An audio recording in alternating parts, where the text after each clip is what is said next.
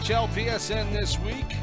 Hi everyone, T-Sibs with you, and today we've got just Advanced Human and 6ix9ine with me as well. I don't mean it like just Advanced Human, I mean, well, you know what I mean, right? Yeah, you did. You meant what you said. You know what I mean. Yeah, I think it's exactly what you mean. We're here to bring you the show this week. Matty Lucci still a bit sick, under the weather, and so he's not able to make it today. And DeGraves is I don't know where DeGraves is. I forgot what he said he was doing today, but he's not available for the show as well. So he's in Texas. Is he? Well, is he? But he's always in Texas, isn't he? Yeah. So what the hell does that have to do with it? So yeah, plenty to talk about. We're going to talk about a few different things today. Some of it having to do with the league, and then we're also going to talk a little bit about what happened this past week as far as a player by the name of Josh Gordon, 845, who got a chance to play a couple of games this week, and we'll tell you why that was important if you don't already know. But let's just open up with the fact that we have a lot of trades going on this week again, as usual. A lot of stuff had happened this week. Talking about some of the trades that might be bigger than some of the others. You know, the Pens were busy for sure. We'll talk a little bit more about them when we get to them as well. But, you know, they moved Kornek this week over to Springfield and brought back some good players, including Big Super Kid in net. But they were busy with several trades and moving quite a few players. They were playing okay of late, but Six, I'm thinking, you know, again, this is a situation where they've got a valuable player in Kornek and they can bring back a lot for it. And maybe, you know, shore up the team in multiple spots. It's one of those opportunities where you got a really good player, you can get a lot back for him, and you can really strengthen your team overall and fill out that roster a lot better. Yeah, you know, Kornek is a good player. You know, it's just gonna all depend on, you know, how he gels once he gets there. Mm-hmm. You know, just like any player. You know, when we make moves on our team or other teams make moves, you make it in the best interest of the team, right? But you never know until, you know, you get a week of Discord and a week of ice time, right, to see what happens, right? We don't know what type of guy and things like that. Is it going to mesh well with the people in the locker room right now? But you know, moves had to be made there, right? I mean, right. You look at where they were and what's happening. You know, at this point in the season, you got to make moves, and I think that's, you know, a testament to the management on both sides. You know, they're making moves. So, Advance, what do you think about Kornek getting moved over to the T-Birds? Do you think losing a player of that caliber is a problem for WBS, or do they seemingly need more help team wide than just one player could have provided? Did we lose Advance? I was kind of surprised that he was being a bit quiet. No, he just got himself on mute. He's probably talking. Oh, he does have himself on mute. Okay. Uh-huh. All right. Well, when that technical genius figures out what he's done wrong, remember, no connection issues ever for him. You can see the little microphone is crossed off. We'll just move on to just talking about the teams in general and some of the other things. Actually, well, you know, I want to talk about the Josh Gordon thing briefly before we start talking about the teams. And, you know, he's a guy who he's a kid who is going through some issues with cancer right now, and there were some activity this week where a bunch of guys got together and started, I think it's a GoFundMe, one of those donation situations, and got him, got that going for him. I think they've raised $700 at this point. He's got about $4,500 in health bills to deal with, and we had a couple of folks who were doing a heck of a job trying to help him out. They got him into a charity game, and then later got him into a game for the WBS Pens this week, and he played well and was happy to play. He was undergoing some. I think he is in the hospital. I think now might come out today. I think he had some more surgery done. So, big shout out to V Gaming World for putting the stream up there, getting a lot of his viewers to help out and donate. So, good situation for Josh Gordon, and it's nice, Six, to see the community do something really positive and be able to help out, show a good side of the league. Yeah, I'm not very versed in, the situation. I read the post. But like you said, just in general, it's a really, really stand up thing that some of the guys in the league did. And like you said, it shows a lot of character for, the league in general. I know Brody and NLG is trying to really push this league for sponsorship and things like that. And then you look at something like this and it makes you really proud of what you do. Right. Right. And there are good people, right? For all the BS and the drama we go through and talk about, players in discords and things like that, and cancer players and things like that. This is a real stand up thing that we did as a league. And these guys took the reign and did a lot of it themselves. And very, very cool thing. And Vance, how much do you know about what's been going on with Josh Gordon and his situation? I know zero about that. Oh, there you go. Okay. Yeah, I haven't been told anything about that. Well, again, there's gonna be another stream. I know this week there's going to be a charity stream going on. V Gaming World is going to have his stream up for about half a day at least. To try and raise funds for him, and we may have either an AHL or an NHL game that he might be playing in this week as well. And if that happens, we're going to call that game live, and we're going to try and do what we can to help raise some more funds for this kid so that he can start dealing with some of his medical bills. We have a couple of LGers who have gone through something like this, who have had to deal with health issues and the bills that go with it, and whenever we could do something to help one of our own out, we good to see us stepping up and doing that. Right. Yeah. Then and as a media team too, I think that's something that we need to grasp onto and really help this kid, because I know if it was something close to me or a situation like that, how gracious I would be, for a community like this to step up and really help. So I think it's a great thing. Hey, let's get back to some of the trade talk we were doing before, and we mentioned the baby Pens making a few moves, moving Kornak.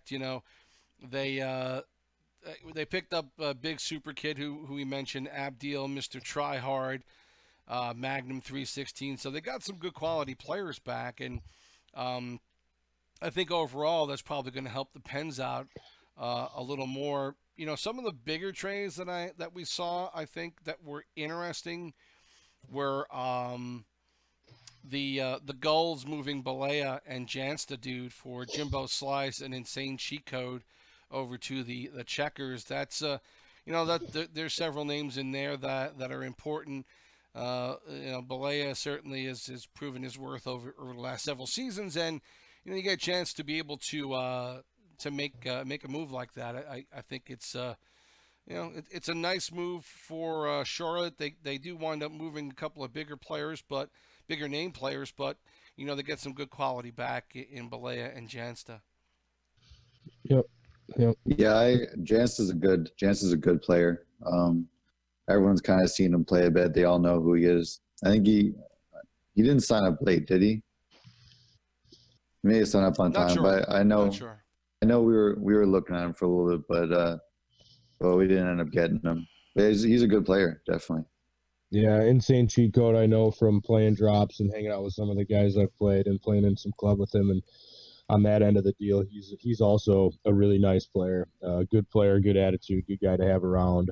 for the most part. And, you got to make things happen. So it's a good deal there. We saw Deshaun and Captain 21 Canada going to Stockton in exchange for Math QC 22 heading over to Texas. And Math, again, another guy who's well known in this league, been around for a while, and certainly a quality player. And again, good job by Real Teal to take somebody who is well known, who has got some good value, and getting a couple of good players back. A couple of others I thought were interesting were just from the viewpoint of not knowing a lot about these guys. Laval sending Dark Joe 78 and Rat Wiggler over to Stockton for Big Whiskey 1 and Stimpy the Slayer. Dark Joe, not much of a record, and in LG period, and Rat Wiggler. 17 goals, 10 assists, 24 points with the Oil Kings so far this season. So, good player coming back over to Stockton, and we'll see how that works out for them. You wonder about some of these late signups, whether or not they're guys who have a lot of experience, but with Rat, I don't think they care. Yeah, I don't think they care. I think what they might be doing is trying to trade some people for like maybe some TC trades, and see if they can start calling people up that are fresh and that want. Because if your team's struggling, I remember when I was in the AHL back in season 4, they were having trouble. I was on the Monsters, and they were having trouble in the NHL trying to get people, and they were showing up. And I said, just bring up AHL people. Like every lower level wants to play at the higher level, and so if the people on that higher level don't want to play, get rid of them and bring up the people that do want to play. At least you won't forfeit. They'll show up. They'll try. They may not be very good, but you're losing anyway. So what's the difference? right. Yeah, So it gives you exactly. guys some chance. Right, and that's the league, right? That's what the CHL is. It's developmental to get to the AHL and then AHL to NHL. It's a good thing to do something like that, especially if you're not succeeding and you basically have thrown in the towel on your season. Give these guys a chance. Yeah. Another move was Bridgeport sending Muse over to Colorado for moves like Mike Miley, who is, of course, Brink, if you know him as Brink from past seasons. He's good. A little bit tough season for him, though. 6-6 on the year, 11 goals, 8 assists, a -12. But Colorado had been struggling until this week. We'll talk a little more about them as we get to them. But, yeah, Brink, good player. Not great numbers, but they're still able to get some value back. Muse 4 games up in the big leagues with the Flyers, 0-3-1, but 5-3-1 with the Thunderbirds, 6 goals and 5 assists, a -5 plus-minus for him so far this season. So maybe a couple of players move there who not playing well, but let's see if a change of venue will do something for them. Yeah, I could have sworn I saw Brink get waived. Actually, I thought I saw them move like I thought I saw him when the notification came up. I could have been wrong. Maybe it was a trade I didn't notice, but I could have sworn it was a wave, and I wanted to pick him up, but I've had no communication with my management because I was banned from my team Discord again for telling me to be nice to people. You keep doing that, don't you? You can't listen. You can't tell an insecure person to be nice to people, or he'll lose his mind. Oh, That's geez. right. Let's move on here. That's your problem. I'm nice people. The Griffins moving Steel 243 over to the Admirals for Duckweed and Darce 625. A couple of guys with not much of a record this season. Darce is 8-4 though, with Lethbridge, 5 assists on right D, +10. So maybe getting a good right defenseman there for the Griffins. Looking for that and getting it back.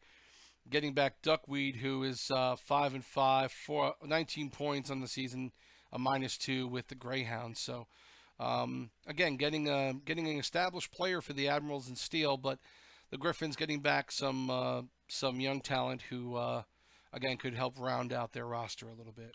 Yeah, I did a little research on Duck. Had a couple little conversations with a few people on him. Looks like a good player, right? Looks like a very good player coming up, and hopefully gets a chance, right? If he does get a chance.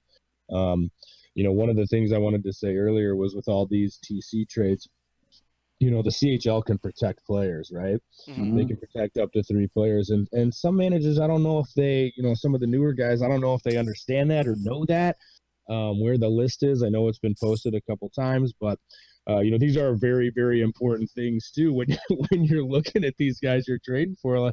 Are they on good squads? If you do want to call them up, is that something that they would do?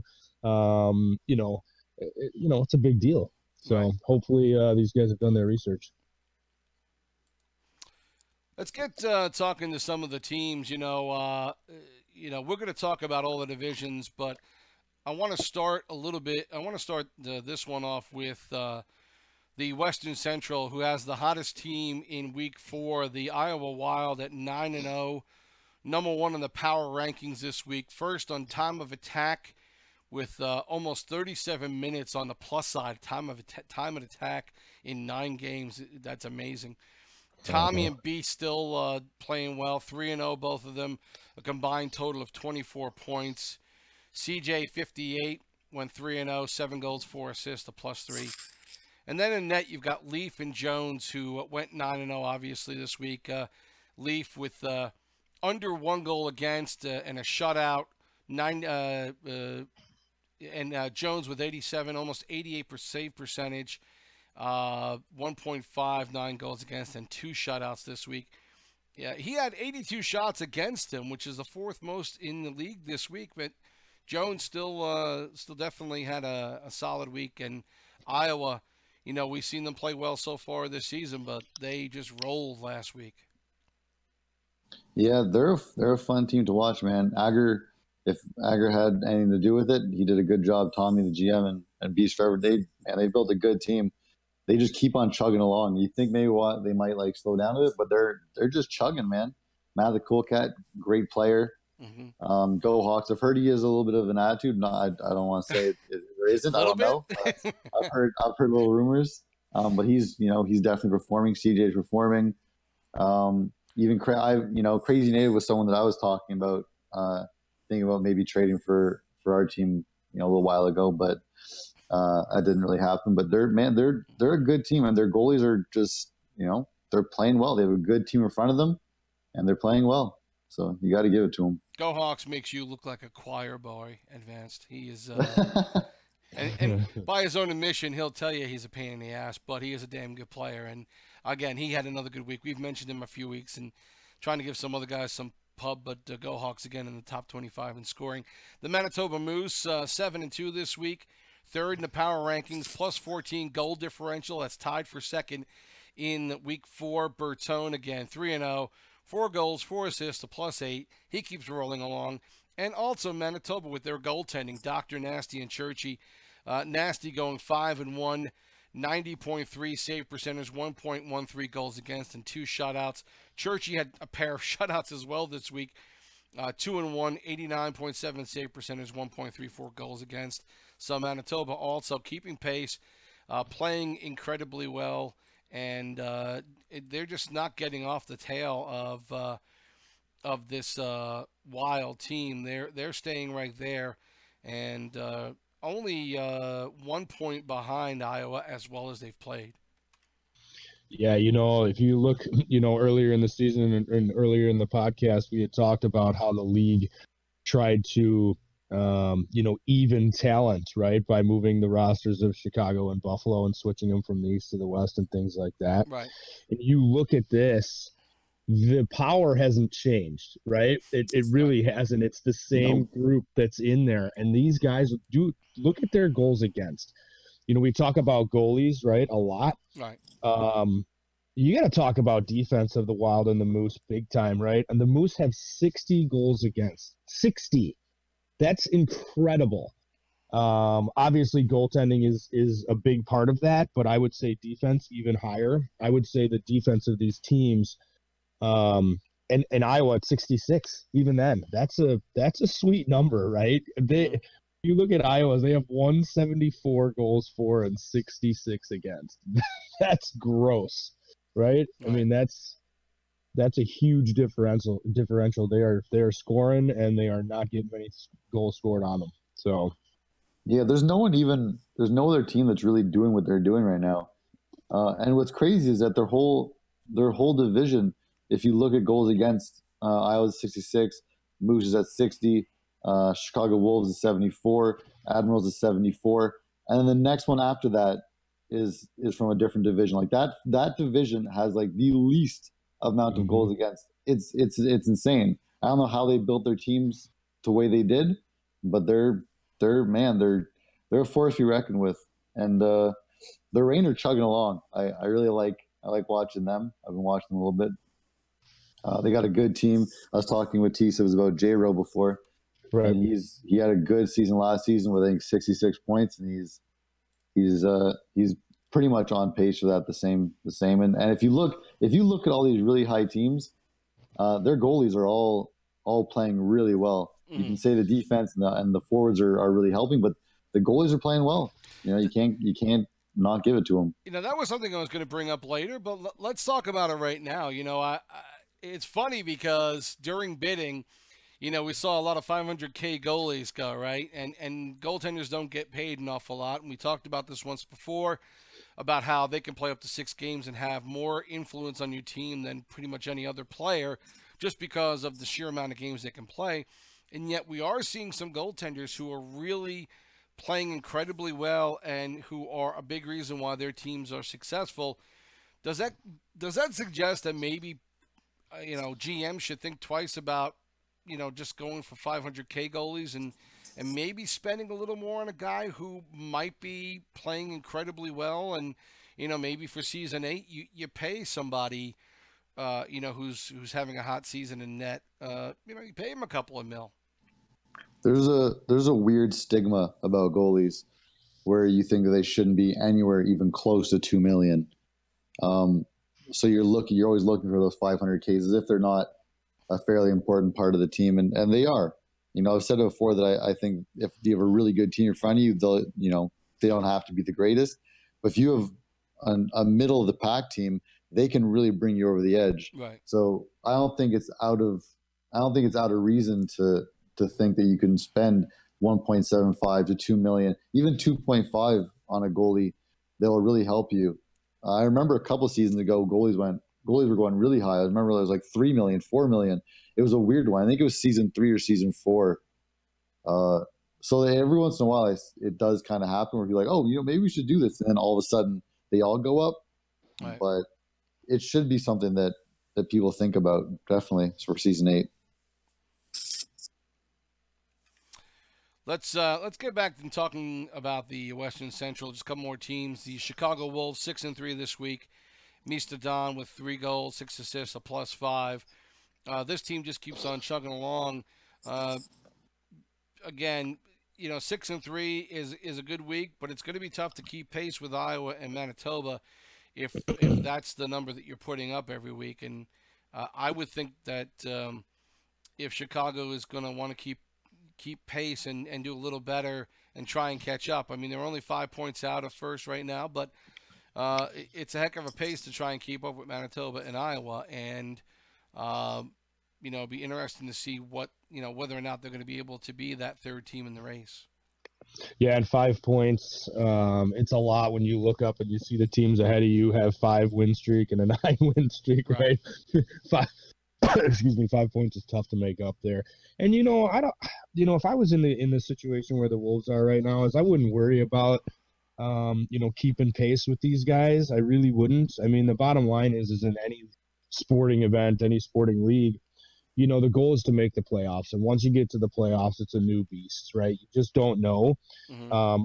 If I'm in that situation and I'm there, and even the situation that I'm in with my team, our goal is not, obviously our goal is to win, right? Our goal is to finish first in the division. But if you don't get there, the bottom line is get into the playoffs and then win some games, right? Use these regular season games as a stepping stone to learn about the teams you're playing and things like that, and then capitalize in the playoffs. I mean, we look at last season. We saw the Barracuda, right? They were in the same boat as the Wild are right now. Just a phenomenal season, just scoring like, it's real simple to them. And what ended up happening to them, right? They got beat. And it doesn't necessarily mean anything. You go into that playoffs on such a high note and get slapped in the mouth the first 2 games. Now you're facing some adversity that you probably hadn't faced all season.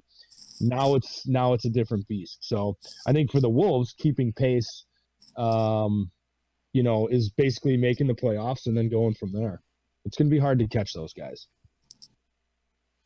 Milwaukee right there as well with 48 points. They're on a 2-game slide, and then rounding it out, Rockford, Colorado, Grand Rapids, and Cleveland bringing up the rear, unfortunately for them.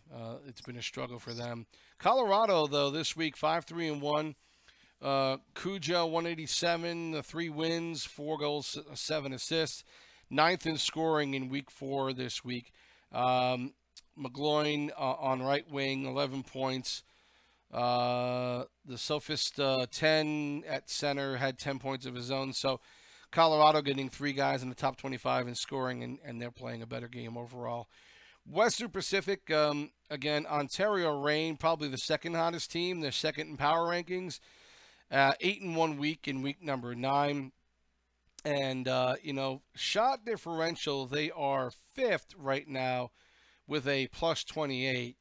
And right now, Rixer, 3-0 this past week, 2 goals, 5 assists. Hydrate, 93, also went 3-0 with 3 goals, 4 assists. Interesting part, though, those are the top scorers this week for the team. 7 points each. Nobody over 7 points on this team for this past week. The scoring was pretty evenly doled out, and that, to me, that's good to see. You don't want to see 1 or 2 guys putting up 14 points and everybody else putting up 3 and 4. So, scoring and the ability to score at the right time happening for this Ontario team. Anderson, 4-0 this week in net, 89.4 save percentage, 1.33. 2 shutouts for him. So a good week for the Ontario Reign, who we'll talk about them in a little bit, and we'll talk to J-Ro about his team. But they look to right now be the beast in the Western Pacific. There's something I noticed that I find kind of strange. If you look through all the teams, look at their home records and away records, they're usually pretty even, or the home records will actually better, which makes sense because you're hosting, so you have better connection than the other team. The Rampage are the only team that I see that there's a drastic difference where their home is 9-10-1 and their away is 12-3-1.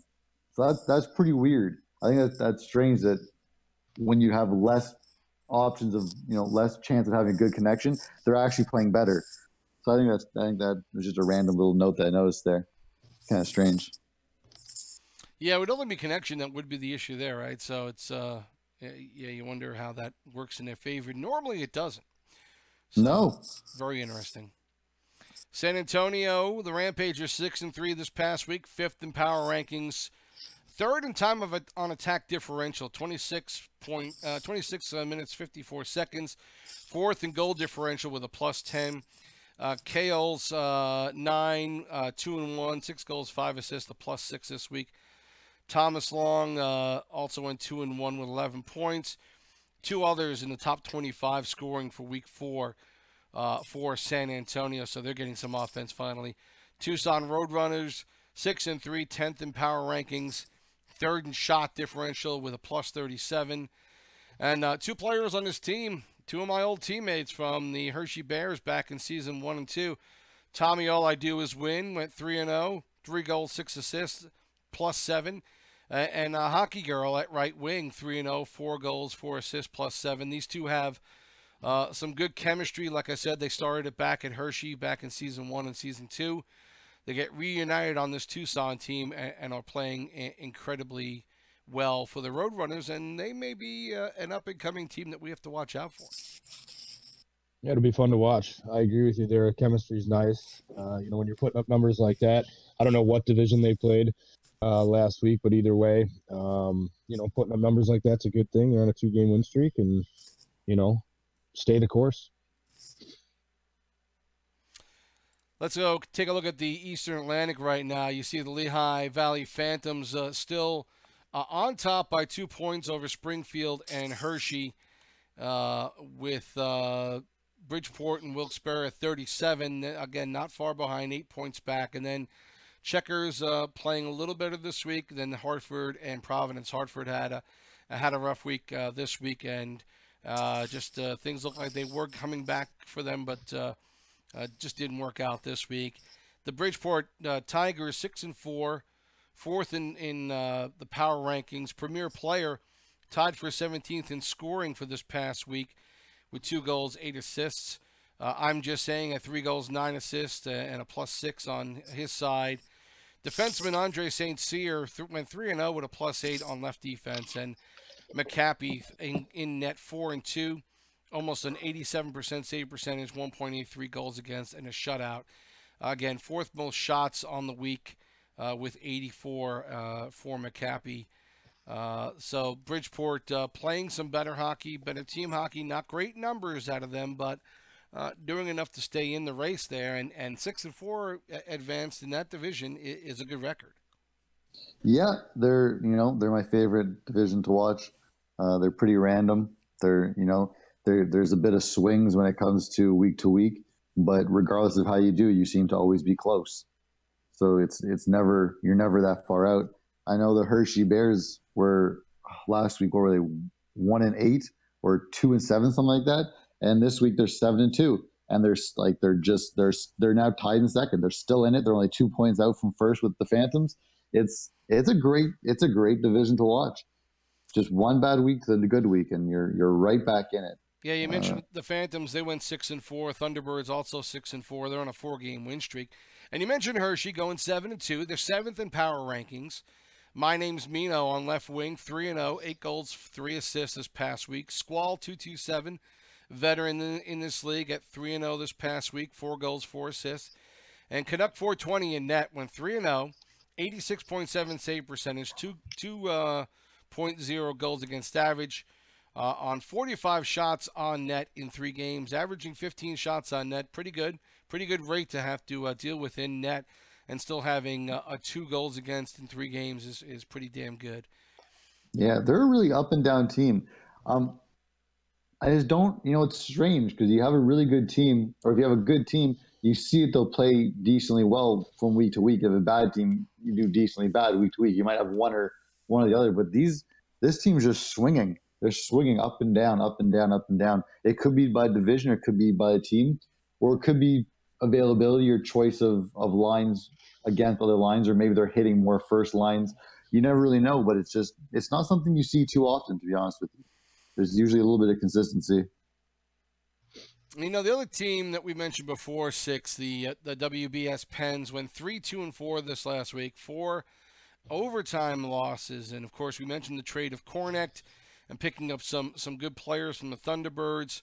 They also picked up Billy Yo and outstanding skill coming over from the Crunch. And so, again, the Pens made a lot of moves. They've definitely changed the look of their team, and able to bring in some good players. Whether or not these guys will stick in the long run, we'll see. But the Pens, losing 4 overtime losses, I think that would get me nuts to want to make a bunch of trades too. Oh yeah. Yeah, and every time I see them on the schedule, right, it's one of those things where a middle of the road team like that, 37 points, they're not too far behind where we sit at the moment.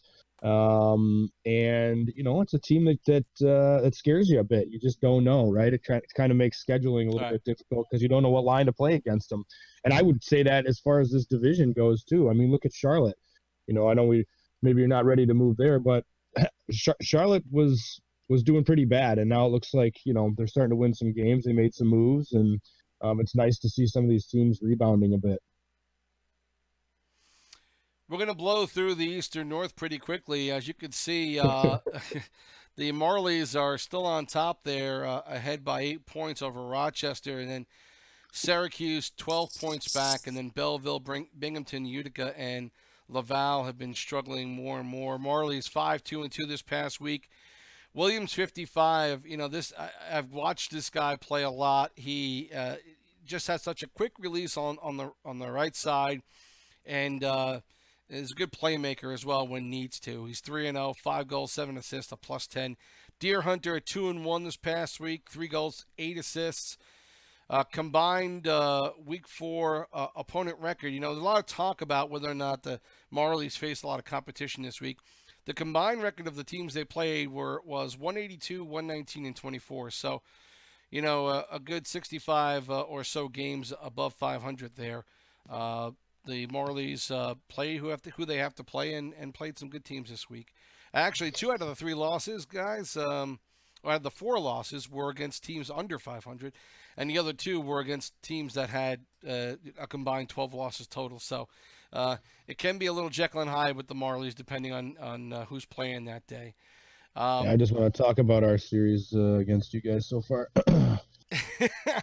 Well, let's talk about your Americans. 5-4, 13th in the power rankings this week, 3rd in shot differential with a +31, so you get a lot more opportunities. Kachuk 7 at 2-1, 5 goals, 7 assists. 3rd in week 4 scoring. Touch My Duff was 8th in scoring this week at 1 goal, 10 assists on the left wing. And look, you got Georgia and Westside, held their own in net, and the rest of the division not much worth talking about. They're all below 500, but you've got 2 goaltenders on this squad who have seen the playoffs, who can be incredibly solid players, and they if they keep on doing what they're doing, you're going to be right there in the thick of the playoffs. Yeah, Touch My Duff. Let's go back to that. He's playing right wing for us. Switched over this season and plays right wing on our middle line. And kid's been amazing. This is 2 weeks in a row he's been on that top leaderboard. My first line guys with Kachuk, Pure and Gerb. Pure and Gerb are both Xbox players that myself and Kachuk had targeted early to go after these guys. These guys are starting to really, really, really click. And that, that's what we need. As far as the goalies go, I don't know. Joja gets a bad rap just because he is who he is, but I was able to claim him off of the waiver wire last week, and I thought, to me that's a steal. I've known the kid for a while, a bunch of seasons. He's a good goalie. On this team, because of Westside, he's not going to see as much ice time, unless there's an issue with West's schedule. We're splitting them 6 and 3. But you never know. And like you said, I'm extremely happy with the way they performed. I would have liked to get another win right. This week. We lost a tough one early. But we're just going to hold the course. We made some moves. We definitely made some moves this week. Brought in a new D-man, got rid of one, moved some TC guys around. NHL got some draft picks. We're doing the best we can. I feel like our offense is strong right now. We'll hold tight there. Maybe some moves on defense to come in the future here. I've played a couple of games with them actually, since I haven't really been playing with my own team, and they're fun to play with, man. They're a good group of guys. They don't seem to be complaining. They in the actual games they're positive and happy. And that Joja guy, yeah, I haven't really heard of him that much, but he pretty much held his own in the games that we played. I mean, they were dropping, so you never really know, but he wasn't doing that bad. Right. Yeah, and he's got NHL experience, right? He's got experience all over the league. Like I said, I think people just give him a bad rap just because he's a little bit of a talker. But there's always that mute button for if you don't like it. You know what I mean? Yeah, that's exactly. Yeah, I use that religiously. Yeah, the kid can make some plays. Well, people do against you too, I'm sure. Depends on the team. Hey, we've got J-Ro on the line here now. He's joining us, one of the AGMs over on Ontario, and J-Ro, thanks for joining us today. You guys coming off of an incredibly good week, and things are working out for you well this season. You've been with Ontario for at least a couple of seasons now. What do you like about this squad that really interests you? Well, first off, thanks for having me, guys. Yeah, this is my second season with them. I wasn't going to be an AGM, but then we had a little bit of an issue in the beginning of the year, so I stepped into that. So this is all a learning curve, but so far it's been pretty good. It's a lot, but I'm learning as we go here. But no, yeah, it's been good. I mean, Illy and Ghost with the Kings have been helping us a lot, so that's been good. And yeah, I think we're pretty deep throughout. I mean, I don't think we have I want to say a first line. I mean, I think everyone contributes pretty evenly. I think our defense is really strong, and both goalies have been playing great, and that's why we've been successful as of pretty much the whole season. So it's been it's been good so far, for sure. Who are you? Do you have any major concerns about anybody in your division, any of the teams, or do you just think that they are so, it's a so well balanced of a division that you really can't pinpoint that somebody's an issue? No, yeah, I mean, I think it's been good. It's been pretty tough all season. I mean, we went 8-1 this week, almost 9-0. But yeah, besides before this, I mean, it was what we all within like 2 or 3 points of each other. Right. So yeah, it's been really tight. I mean, all the games have been close for the most part. I don't think anyone we've played in our division has been a blowout, besides maybe Stockton, but we're not going to go there. But oh, we already went there. Yeah, well, of course, because that's all you talk about in our division is Stockton. Hilarious. But no, yeah, it's been good. And then lately, the Kings have had some problems with guys' attitudes, and they've been quitting. So we've been sending guys up, and we've been able to keep guys together. I don't know if you guys talked about it already because I wasn't home, but we made that big deal for Toasty, which was I think is really going to help us. Traded for Leet last week. Right. So yeah, I think we're right now. I'm really, really happy with where we're at. Offensively, defensively, and in the net. It's been good. Yeah. Hey, I'm just curious because a lot of people, of centers, there's a lot of different class that people pick, but typically the most ones are either two-way dangler or two-way forward. You take jumbo playmaker. Why do you choose that one? So I guess I only started playing this last season. I used to just mess around in versus forever. And when I started doing it, I started playing as a playmaker. I just tried it out, and then I was getting hit off the puck a little too much. So I decided to pick jumbo, and ever since then, I just stuck with it. I don't know. I mean, I think it passes pretty well. I mean, I don't really get knocked off the puck that easily. It's pretty tough to get it away from me. So that's pretty much why, I guess. I don't really have there's no rhyme or reason of why I fully use jumbo, but I've just done it from the beginning, ever since I started playing after like 2 weeks. And I haven't changed since. I mean, other things could be better, but I haven't even tried them, to be honest. Okay. And you don't find that he's slow, eh? Like, do you get caught back? That's the only issue a little bit. Sometimes, yeah. Like, I do think about that sometimes, that, man, I would have had that breakaway if maybe I was a different build. But for the most part, it's worked out pretty well for me. So I can't complain too much. Yeah, Jay, talk about I got a quick one for you. As far as management goes in Ontario, you talked about the the relationship between you and the NHL. How important is that to your team? I think that's huge. I think that's part of the reason we're so successful. Where we don't really look at it as an AHL and an NHL. We kind of just look at it as 6 lines. You know what I mean? And whatever we have to do to help them, we try and do. Whether it's ECUs or call-ups, whatever Illy needs. He does. He's really been a great owner for us because he really goes out of his way to try and do the right things for us. I think that's part of the reason we've been so successful over the past 2 seasons. So I think that's really important. I mean, we have great attitudes. There's no complaints, especially with our group. I mean, no fights. Everyone gets along. It's been good. I think that's part of the reason that it's been going so well for us this season. Wherever we have to put somebody in, they step in, no problems. Everybody can play with each other. And, yeah, I think that's been so successful. Yeah, that team unity and that Discord, like Advance said, he's been in a couple games with us. That atmosphere has to be pretty strong, and you don't want any inter team feuds or communication issues or anything like that. Guys feeling left out or like they're getting picked on or whatever it may be. So that's cool. Yeah, for sure. I mean, that's why even so far I haven't had to. Like I know other people say I don't put up with that bullshit or. Honestly, I haven't even had to really do it, to be honest. I mean, it's been good. There hasn't been any complaints about things, so. No, you're lucky. Yeah, exactly, yeah. Lucky you're good. Lucky you're good. You're lucky you don't have to deal with the people I have to deal with. Yeah, for sure. Have you guys talked about the Loxton trade or no?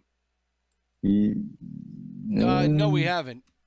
Because I thought we had a pretty good offer, and I thought for Loxton, but I think a lot of those teams in the West have made some big moves. So I think it was important for us to make sure that we made some moves too to keep pace with some of the big guns out there in the West. Because I think we're kind of no one really talks about us that much, even though we're kind of up there in points, but it's mostly the big three in the other division. But we'll see. I play the Moose tonight, so that should be interesting.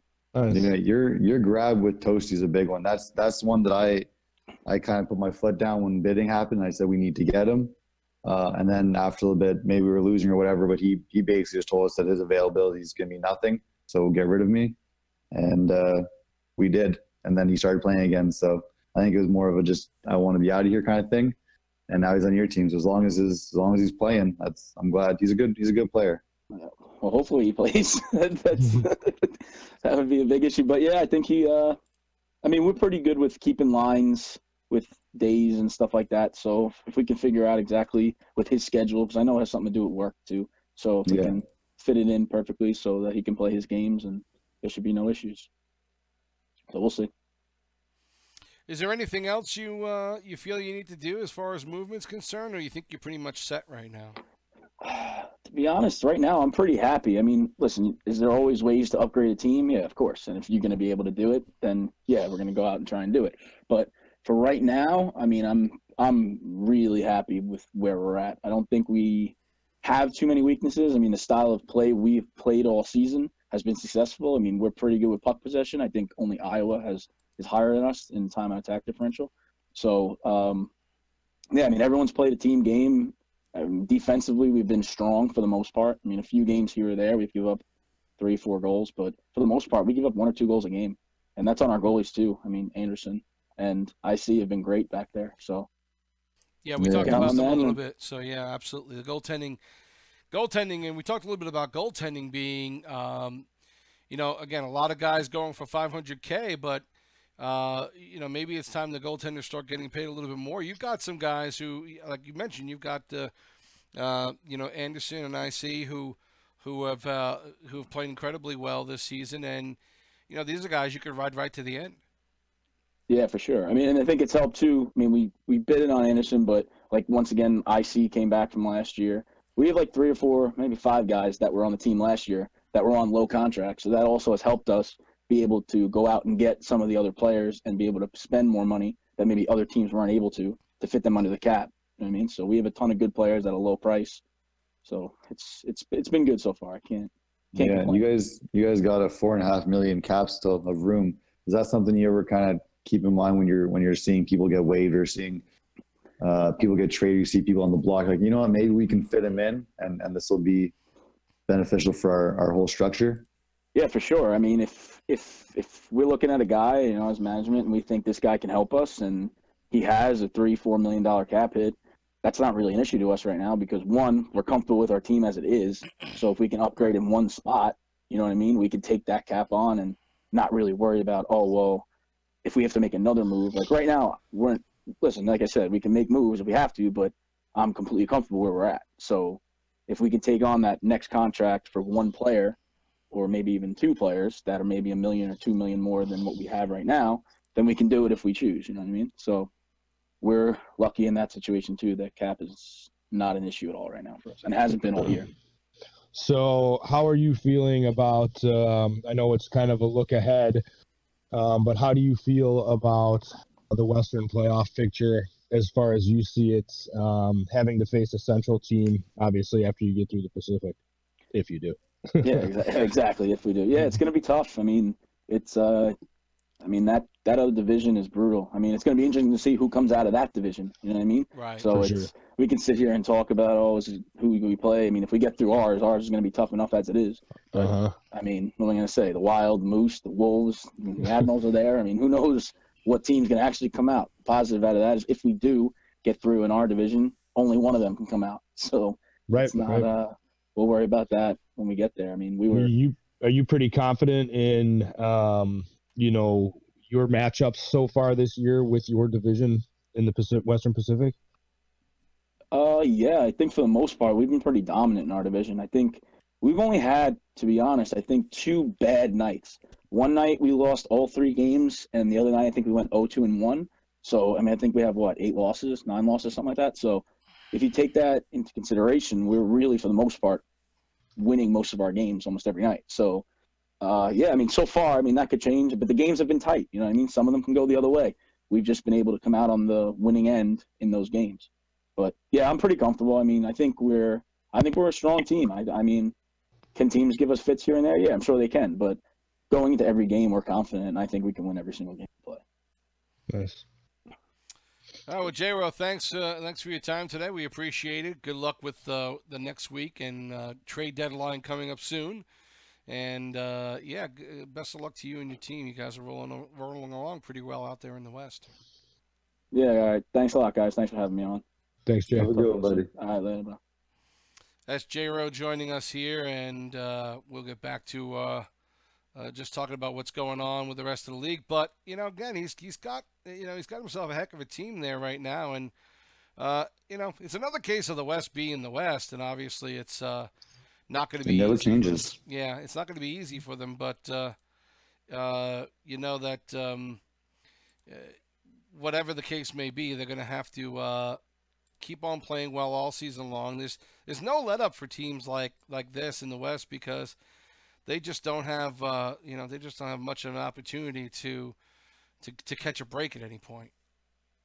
Yeah, they don't got the wiggle room.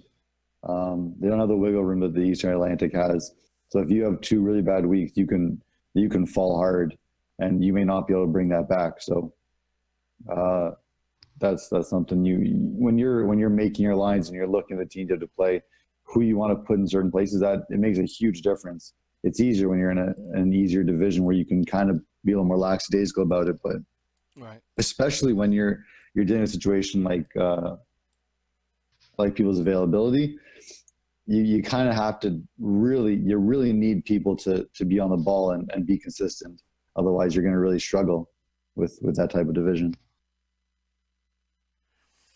Well, we are quickly getting to the end of our show here. I just want to see if I've got any more notes to clean up. We talked about Josh Gordon. We'll try and see what we could do as far as next week is concerned, but we'll try and post some things about the stream that's going to be up a little later this week from V Gaming World, and hopefully you get a chance to tune into that. And whatever you could donate, even if it's just a couple of bucks, that's fine too.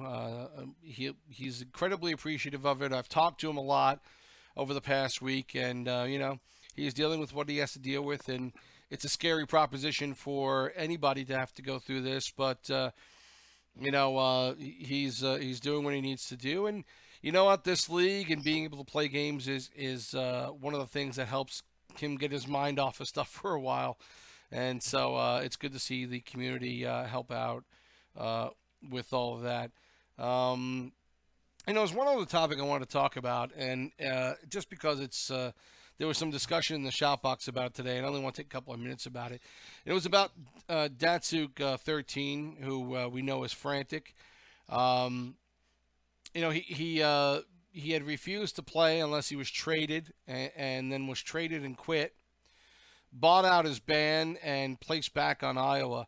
And I guess the question I have for you guys, and one I think I'm going to put out there for the community as well, is if a player quits in a season, should they be allowed to come back and play that same season, buy themselves out and come back? I see you shaking your head, Six, and I probably agree completely with you, but let me get your opinion on this. Yeah, I think that's a big no-no. You got guys who sacrifice so much time and effort between managers and players and practices and things like that. To have a guy like that who can dictate what he does because he doesn't want to be on that squad, it's unacceptable. Part of this league, it's just like, if you're in a professional sport, right, you can request a trade and demand a trade, but you sure as hell can't. Well, I guess they could just quit and retire and then unretire, but there's rules against it, things like that. And I just feel so strongly against something like that if a player is to do that, he needs to at least sit that season.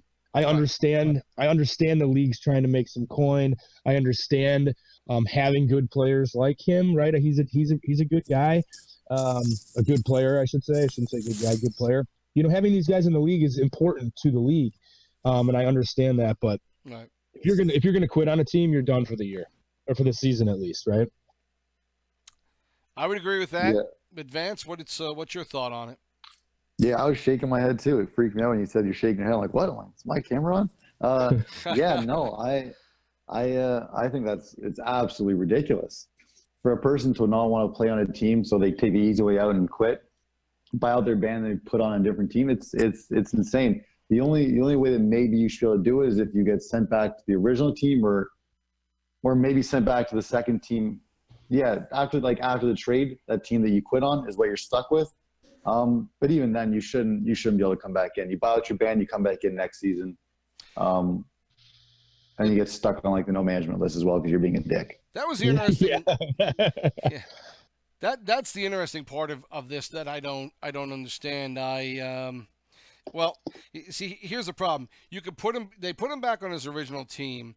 They could have put him back on the team he was traded to, but then everyone knows that team probably wants to get rid of him because he doesn't want to play for them. He didn't want to play for the original team, so they have the same issue of what am I going to get for him now that he's back? And you know, I think that's a problem because you're handcuffing the team that he goes back to, and being able to sign up again, you're rewarding the behavior that got him suspended in the first place. And Correct. Look, we've got hundreds of players playing now. We've got hundreds more in the CHL. We got to start weeding out some of these guys who want to quit because they don't like the team they're on. They get traded and they quit because they don't like the trade, and then they could buy themselves out. We got to stop rewarding the quitting part of this game.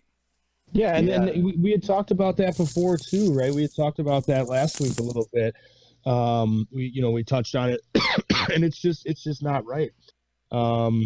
There's other leagues that they can go play. Right. I feel like this is the best league around. I think it's I don't know about numbers, but it's the most people. Mm-hmm. It's structured really nice. The website's decent compared to a lot of these other junk leagues, and we got to put our foot down. This league has so many rules about small little things and what you can and can't do and things like that, but yet they let you do something like this is unacceptable. And along those same notes, I kind of want to just brush on this a bit. Late signups. J-Ro had mentioned Locksta and the trade there. A late sign up, even though you're an RAV, you're a random or RAA, you're a randomly assigned amateur. I don't believe he should be able to even play in the AHL. I just don't. I feel like Sure. I feel like it's a situation where it's taking advantage of the system. Oh, you know what? I'll wait 2 weeks, 3 weeks, then I'll sign up, and then I'll get traded to a team that's good and that I'll play for. It ruins the competitive nature of the league as far as I'm concerned. Yeah, sportsmanship wise, you kind of go down the drain. I don't like the late sign up thing either. You should, if you don't even go through bidding of any kind and you sign up late, you're stuck in the CHL. I don't care how many games you've played. I don't care what your status is. You stay down there and you think about what you've done, because no one particularly likes being down there, and you've made that choice. So play there and enjoy the rest of your season. And next season you'll know better, and you won't try to do that. And regardless of what the reason was, I don't care. Maybe you had an emergency, maybe you lost your internet. I don't care. Play in the CHL. Yeah, and for quitting, you quit, you're done. Don't come back this season. We don't want you because you don't want us. Don't be a baby. We'll get that poll up soon, and I'll get that posted on the LG website for you guys to vote on. I think it's going to be interesting to see what people think, because obviously the people who have done it are going to think that it's perfectly fine to be able to do that again if they want to. You bet. I think we are we're rewarding behavior that's detrimental to the league by letting them come back. I don't care if it's a random assignment. I don't care if it's back on the same team they left. It's a problem for everyone once that person has made a commitment to leave and quit for the season. Then you put them back on a roster. I don't get that at all. I mean, obviously they've shown the desire to not be with that team, and to not be with if they were traded, not be with the next team. You know, enough's enough with giving them a second, third, and fourth chance. I just think at that point you have to be done with them if they quit for the season. And you know, I was kind of surprised. I actually didn't even note it last season. I came back late last season, wound up in CHL. I didn't even think I was going to be able to sign up again for that season, and I was told, "Oh no, you can." And I was kind of shocked by it, quite honestly. If I didn't play, it wasn't a big deal, but I was kind of shocked that you could. Yeah, it's something that definitely needs to be addressed for sure. It's, you know, last year Ducks got banned for gaming the system, right? Mm-hmm. Right. For doing things that I don't. As a manager, I've been a manager for 4 or 5 seasons now. I didn't even know you could do. Mm-hmm. So give him a little bit of props for that, right? And knowing the system, right? It's real. But yet this kid can just quit and rejoin with no consequence. And it's a monetary consequence, right? He had to pay.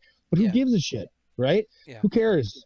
You know, I don't know if he's using mommy's money or his money or what, but Jesus Christ, it's like, you know, you're banning a dude who is a stand-up manager who was doing a really, really good job. Right. And for dropping inactive players, which you're supposed to do anyway, you know. And I just don't get where this league draws the lines, right? And I've had issues with the league in the past for, you know, things like puck ragging and stuff like that, where it's a blatant, I can see it, everybody else who you show can see it, but yet they go back to the rule book and say, well, read the rules, this is what it states, and then yet we let somebody like this game the system and get what he wants. It's a joke, right? Yeah. This is. Go ahead, Vance. This is kind of like goaltender interference right now in the NHL and like in real life. It's no one really knows what the rules are. No one understands what's happening. Goals are being called back. Goals aren't being called back. No one understands what's actually happening here, and that's kind of the same thing with what we're dealing with. We see certain rules that like, okay, you know, that makes sense, and then you see this that just you get to kind of mess with the system a bit, and they're okay with it.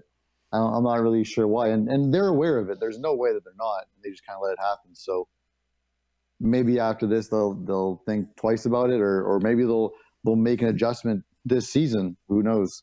It's something I'd like to see, though, to be honest with you.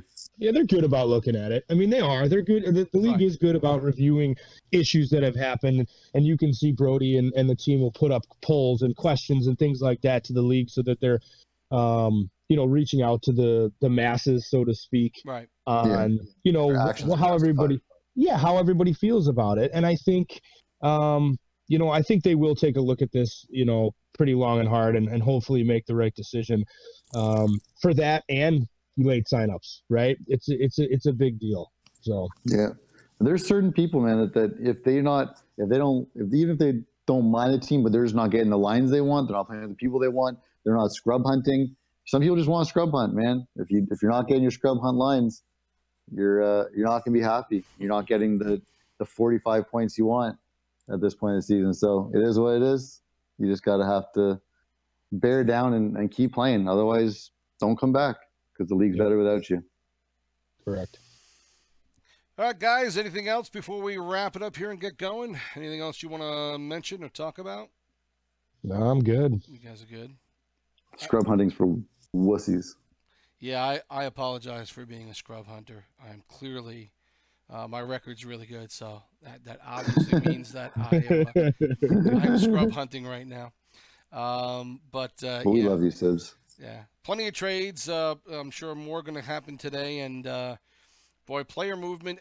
There's always a lot of it, but it always surprises me how much happens in the first few weeks, and we're starting to see a little bit of separation now with week 4 and the next 2 weeks, 5 and 6, leading into 7 with the trade deadline. It's going to be very interesting to see what happens over those few weeks. And the trade deadline, we're going to do a live show. The deadline is 5 p.m.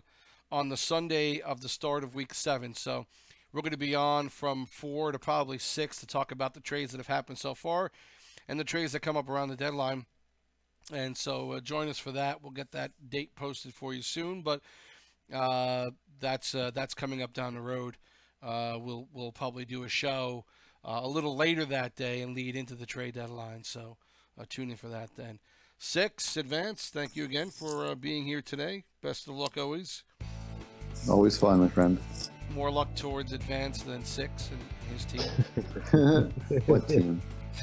I don't have a team anymore. I was abandoned. No, you just don't have a team in Discord because they're tired of hearing your bullshit. Not me. Not me, man. Wasn't me. Wasn't you. It's always you. Who are you kidding?